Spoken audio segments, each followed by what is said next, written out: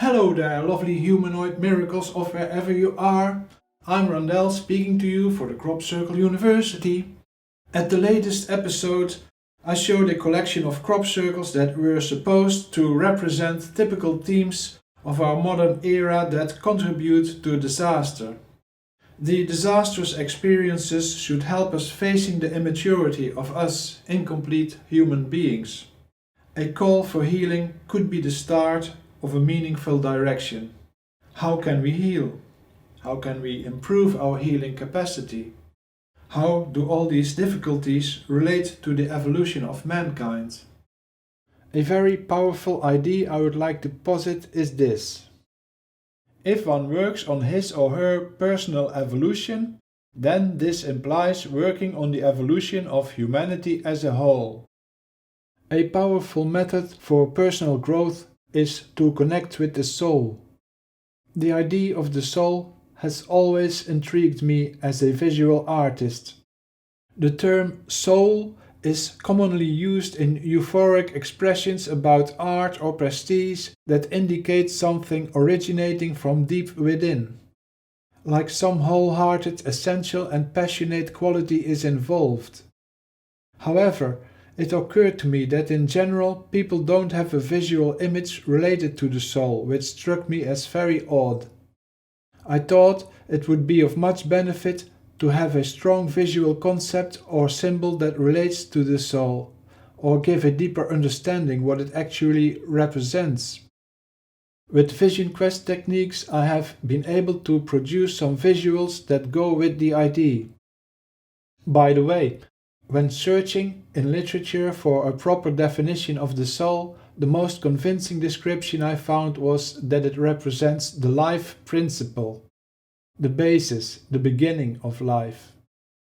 And so a powerful vision had come to me in which I saw what you could describe as some sort of baseball form. This three-dimensional shape is formed out of the combination of two balls merging halfway together. In two-dimensional respects it becomes the better-known Vesica Pisces. If the soul can be seen as a form made with the help of two spheres, then what could these spheres represent? Of course, when talking about the life principle, the beginning of life, it can only refer to the father and mother principle. Luckily, the father and mother principle is depicted in a very abstract manner, and I imagine there to be good reasons for it. Naturally, with a father and mother principle, the soul can be perceived as a child. In case of soul-connected expression, it becomes apparent there is the inner child involved. But one can also think of the father and mother principle as, for example, the combination of heaven and earth. By the interactions between heaven and earth, we find the most amazing and beautiful life forms being created. Another example is even more cosmic. When taking the two essential life forces, sound, or vibration if you wish, and matter, we find the fabric of creation. This is the weaving pattern of the mantra and tattva principle, known as Tantra. The term Tantra is the combination of the word tattva and the word mantra. There are multiple ways to connect with your soul. One can, for example, work with the chakras. Balancing the chakra system can be of great use. One can also do yoga or meditation or study and work with dreams or the subconscious. I suppose I should not forget to mention oracle methods such as the I Ching or tarot cards. Balancing the chakra system can be considered of great use to connect with your soul. The Pusey chakra system formation leaves no doubt about the theme.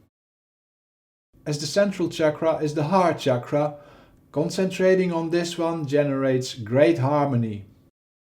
Although I'm not totally convinced about some of them, I believe all the usual chakras have also separately been depicted in the fields. As it is invisible for most people, the works of Alex Gray give us a very good insight on the human chakra system or energy field. Notice how it connects with the cosmos. I think it is of great value for the purpose of visualizing. Another method To connect with the soul is to study and work with our dreams or the subconscious. This drawing originates from one of my vision quest methods. It depicts the idea of dream explanation. Also, the next drawing is done through the same method. It also refers to dream explanation. I thought it goes well with another favorite idea I use. All conflicts, questions or difficulties can be solved within the self. Opposing poles should not necessarily be perceived as conflicting, but can be understood as complementary elements. Night and day, left and right, up and down, cold and warm, male and female, life and death, creating and destroying, etc., etc., belong to each other as one phenomenon. Here it is, I assume, many of us find certain things hard to accept. How is it done to be in peace with corruption, with repression, with evil and all that? These are the subjects that, like we have seen at the Wheel of Life, at Samsara, that want to be transformed. Are we able to forgive?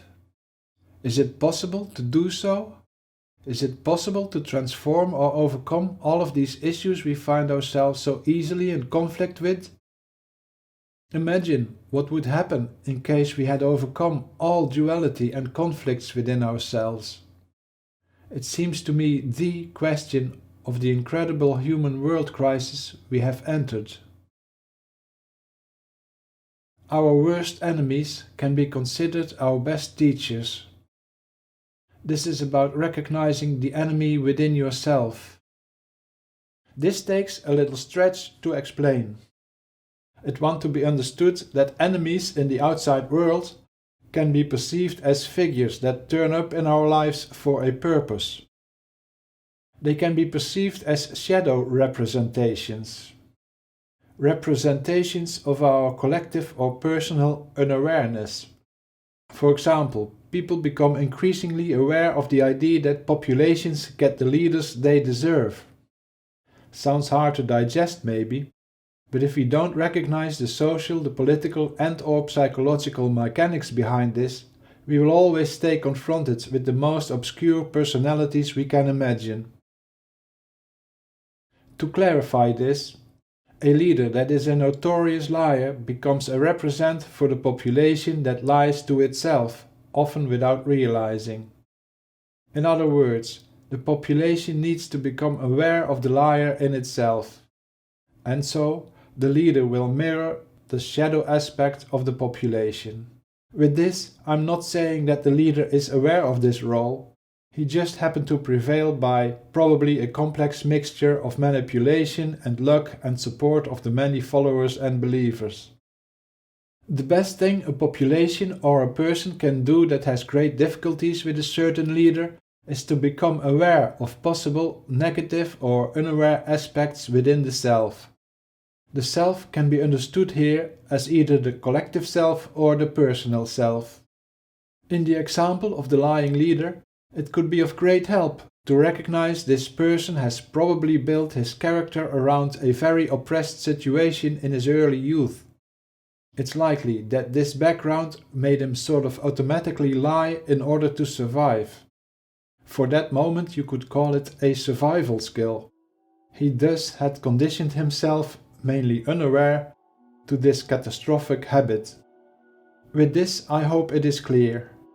The politicians need healing, and we may as well begin with the politicians within ourselves. I hope this episode has been of value to you.